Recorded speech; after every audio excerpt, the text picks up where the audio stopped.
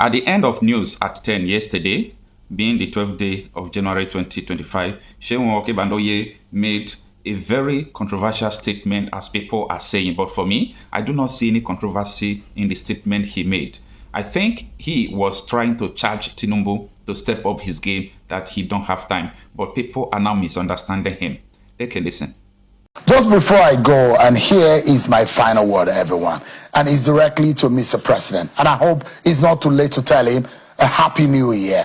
And I'm hoping it's a new year, new Nigeria. There are a lot of people who say new year, new me. Hoping it's a new year, new president, new Nigeria. Well, Mr. President, Nigerians are watching.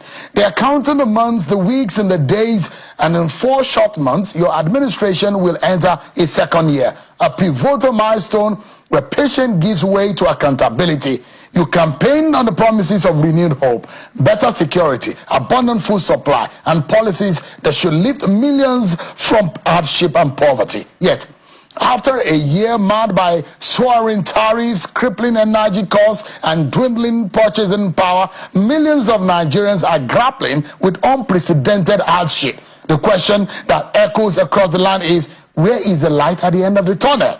But I hope everyone might want to start afresh with a renewed vigor and hope that 2025 will be a better year. You assured Nigerians that this pain is a prelude to progress, a difficult but necessary phase that would yield joy and prosperity. And Nigerians, resilient as ever, they've kept faith with you and in your words. But faith, Mr. President, is not infinite. Time is your most fleeting asset, and it is slipping away. As you approach the halfway mark of your 4-year term, it is clear the clock is not on your side any longer. The policies you've introduced require visible results. The people demand proof that their sacrifices will not be in vain. President Tinubu, Nigerians understand that you are not a magician, but he elected you with a hope that your policies would bring relief, not amplify their sufferings.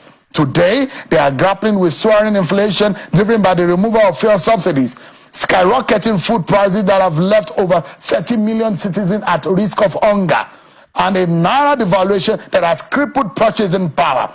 Transportation costs are at an all-time high. Businesses are struggling under regulatory uncertainties, and public outrage is mounting over government spending on luxury items while many live in abject poverty. Nigerians are not asking for miracles. They are asking for focus, action, and empathy. Fix at least 3 issues that directly impact survival. Stabilize food prices, make transportation affordable, and reduce inflation. You must assemble the best minds, regardless of region or allegiance, to tackle these challenges. Time is not on your side, Mr. President. Nigerians need urgent results, and they are watching. This new year offers you a fresh opportunity to reset, to lead with empathy, and to demonstrate that you truly mean well for the Nigerian people. Reduce the cost of governance, lead by example, and show Nigerians that sacrifice begins at the very top. Our leaders cannot luxuriate in opulence while citizens languish in poverty. This is the time for decisive, transformative action. Nigerians deserve a leader who is firm yet compassionate, bold yet introspective, and unwavering in his commitment to deliver the better Nigeria he promised. History is calling, Mr. President, and so are the people of Nigeria. As the media, we pledge to hold you accountable, to amplify the voices of the voiceless, and to demand justice for every Nigerian struggling to breathe under the weight of economic hardship. The sands of time are shifting. President Bola Tinubu, will you write your name in gold? And that is my final word tonight. Thank you, everyone, for watching. I'm Seun Okinbaloye. Now, for those of you who do not understand what Seun Okinbaloye was saying, I think I have to explain it to you. Now, I made a video when Tinubu was 1 year in office. I said that in Nigeria, people should be able to understand how this system works. Because we live in a country where people are not interested in people. Politicians are not interested in people. Leaders are not interested in their people. But they are just interested in the next election. How is the next election going to be? How are we going to rig the election? How are we going to get the people? How are we going to settle INEC, settle police? I think this is all in the hands of our politicians. So the first year, the second year is the only 2 years in the 4 years of every administration, every political office holder in Nigeria. What do I mean? Yes, a lot of you don't know that election starts next year. Yeah. The election starts next year. So the way you see Nigeria is today, that is the way it's going to be. It will even get worse because people will start seizing money now from now for next year primary election. As I speak to you, you must have heard what is going on in Lagos State, that the Speaker of the House of Assembly has been impeached and they have sworn another person in. And there are rumors that it is because the man is having interest to becoming Lagos State governor after Babajide Sanwo-Olu's tenure. So because of that, that is the reason why they have interest with his scandal to impeach him. That, the scandal he has is not, impeachable scandal, and is something they're supposed to resolve internally. This is what people are saying, okay? So they said it is because Tinubu's son is having interest to becoming Lagos State governor, and he himself is having interest to becoming the Lagos State governor. So they have to start bringing people down, removing the whole power the oppositions who could oppose Tinubu's son comes 2027 could have.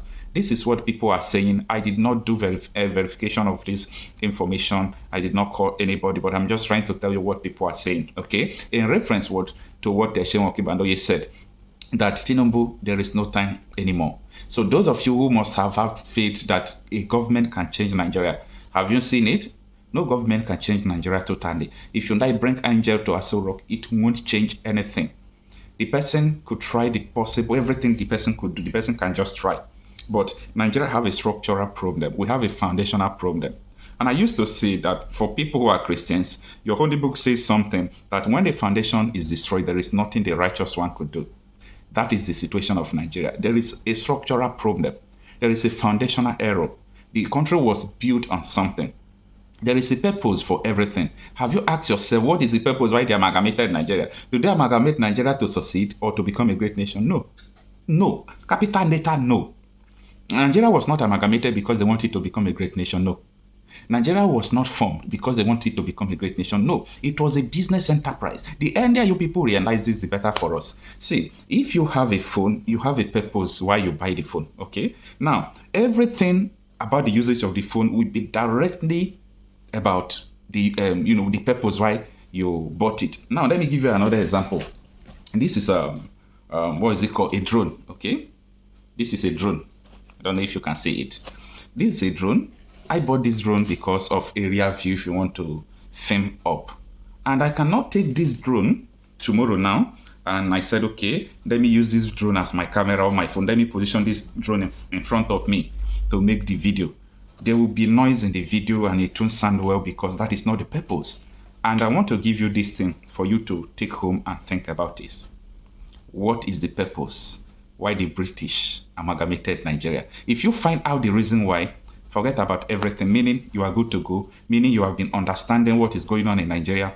Until you understand the purpose why Nigeria was amalgamated, well, Nigeria will just be like illusion to you. No matter what you say or you think you are learned, you know nothing if you don't know why Nigeria was amalgamated. So that is your assignment. Go and find out why Nigeria was amalgamated. Come back here and tell me if the purpose why Nigeria was amalgamated will ever make us to be great. It won't.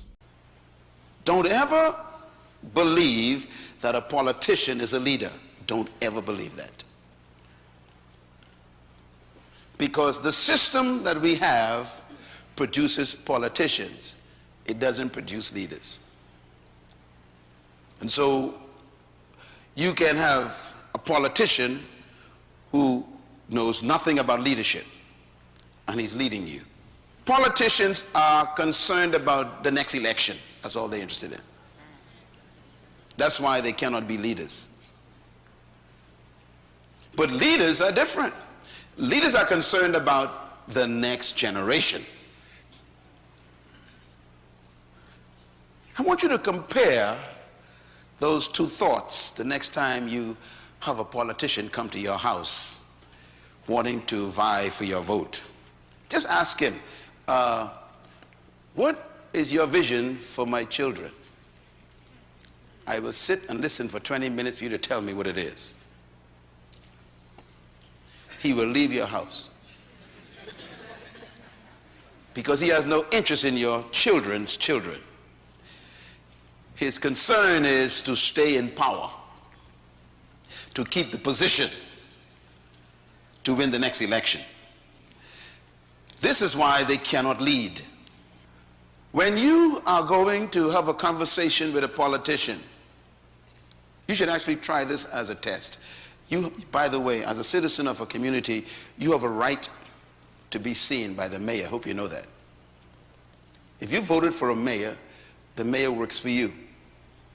Therefore, you have a right to see him. You can make an appointment to see any public officer you voted for. Did you know that? That's your legal right. If he don't want to see you, you can take him to court. That's democracy. So I want you to make an appointment to go and see your mayor or go and see your governor and just sit and say, I want 30 minutes with you, sir. And ask him about that list right there. Sir, what is your purpose for being in leadership in this city? What is your purpose? The first question will make him very nervous. Second question, what is your passion for our community? He'll be wondering what you're talking about. What are you talking about? I just want to build roads and bridges and provide jobs. No. What is your passion? And this is why we need to question the leaders we have. And so I have a little thought here. I call it politics versus leadership. Let's talk about it for a second. Number one, politicians focus on programs, not vision.